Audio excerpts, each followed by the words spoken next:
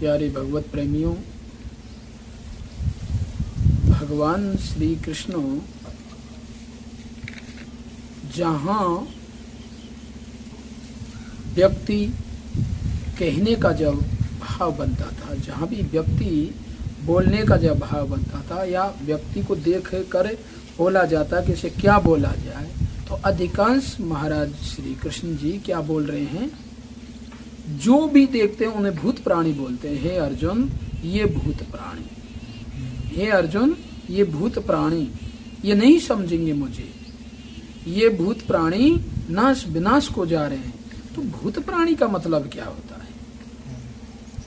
तो ये भूत क्या है? भूत मानी क्या है? भूत प्राणी क्यों कह रहे हैं?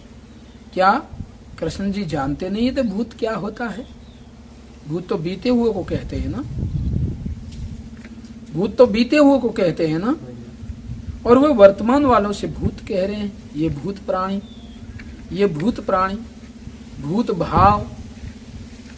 भूत कहने का अर्थ जो है भगवान जी का, वे किस लिए है कि भूत प्राणी क्यों हैं?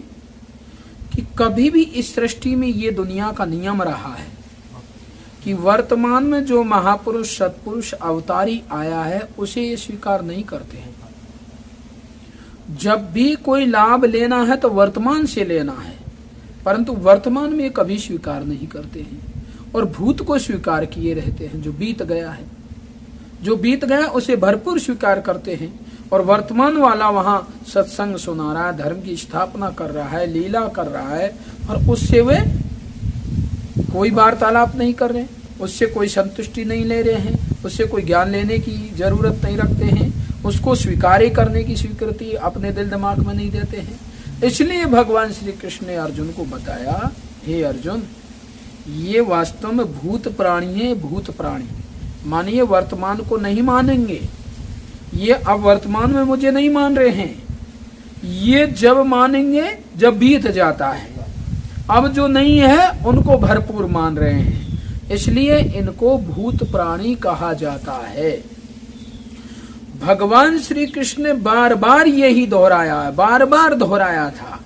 हर व्यक्ति को, हर प्राणी को जो भी दिखाई देता था उससे यही कहते थे भगवान श्री कृष्ण जी, ये भूत हैं, ये भूत।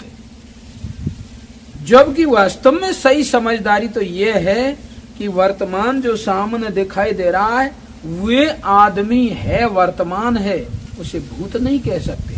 परंतु भगवान जी कह रहे हैं कि नहीं नहीं, ये जितने भी लोग यहाँ अब वर्तमान वाले हैं ना, ये वर्तमान को नहीं स्वीकार कर रहे हैं, ये मुझे स्वीकार नहीं करते हैं।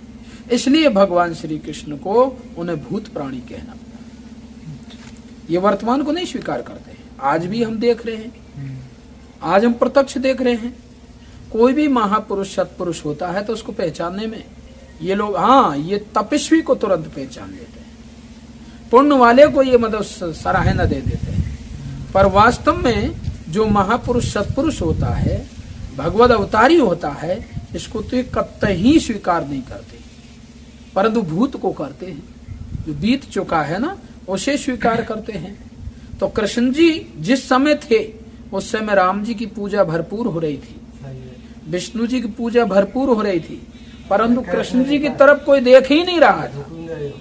सब उसे कोई ग्वाला कह रहा था, कोई उसे बदमाश कह रहा था, कोई उसे गुंडा कह रहा था, कोई कुछ कह रहा था, कोई मायावी कह रहा था। लास्ट तक बहुत लोगों ने, जो राजा लोग थे या उसके नाते रिश्तेदार भी थे, वो भी मायावी कहते थे, ना कि भगवद अवतारी। तब कृष्ण जी को मजबूरन ये बात कहनी पड़ी। जब भी किसी प्राणी का नाम लेना हुआ तो उन्हें भूत प्राणी कहकर वर्णन किया गया है। इसलिए भगवान श्री कृष्ण ने उस समय के वर्तमान लोगों को सबको भूत कहा गया है।